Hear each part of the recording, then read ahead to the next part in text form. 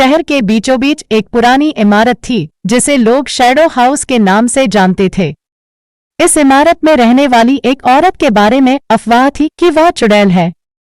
उसकी आंखें डरावनी थी और उसकी हंसी में एक अजीब डर था। रात के समय जब शहर सो रहा होता तब शैडो हाउस से अजीब सी आवाजें आती। कुछ लोग कहते थे कि वे आवाज शैडो हाउस की चुड़ैल की है जो रात में अपने शिकार की तलाश में निकलती है। एक रात एक नया परिवार शैडो हाउस के पास आकर रहने लगा। उन्हें उस चुड़ैल के बारे में नहीं पता था। उनकी बेटी जिसका नाम आर्या था, उसने उस इमारत में अकेले जाने की हिम्मत की।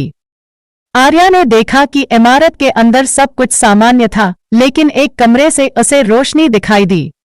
वह उस कमरे की ओर बढ़ी और देखा कि वहां वह औरत बैठी हुई थी। देखने में वह बहुत डरावनी थी। औरत ने आर्या को देखा और कहा, तुम्हें यहाँ नहीं आना चाहिए था। आर्या डर गई, लेकिन उसने हिम्मत जुटाई और पूछा, तुम चुड़ैल हो? औरत ने जवाब दिया, नहीं, मैं तो बस एक अकेली औरत हूँ जिसे लोगों ने गलत समझा है। उसने आर्या को अपनी कहानी सुनाई कि कैसे उसे अपने पति की मौत के बाद अकेला छोड़ दिया गया था। उसने अपने माता पिता को उस औरत की सच्चाई बताई और उसके परिवार ने उस औरत को अपने जीवन का हिस्सा बना लिया।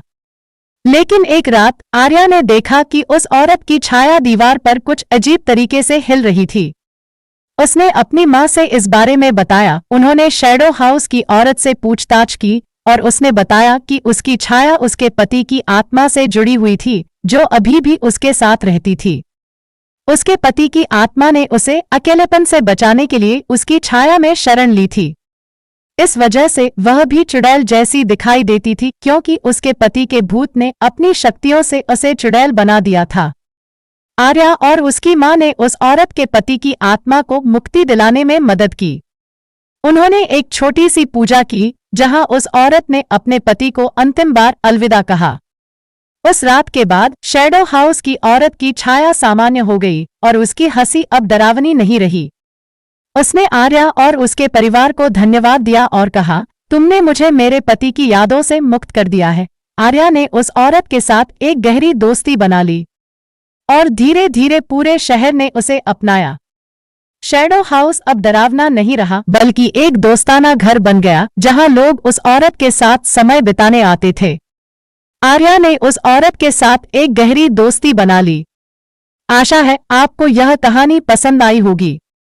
यह कहानी डरावनी है, लेकिन इसमें एक सकारात्मक संदेश भी है। अगर आपको यह कहानी अच्छी लगी तो वीडियो को लाइक और चैनल को सब्सक्राइब करें।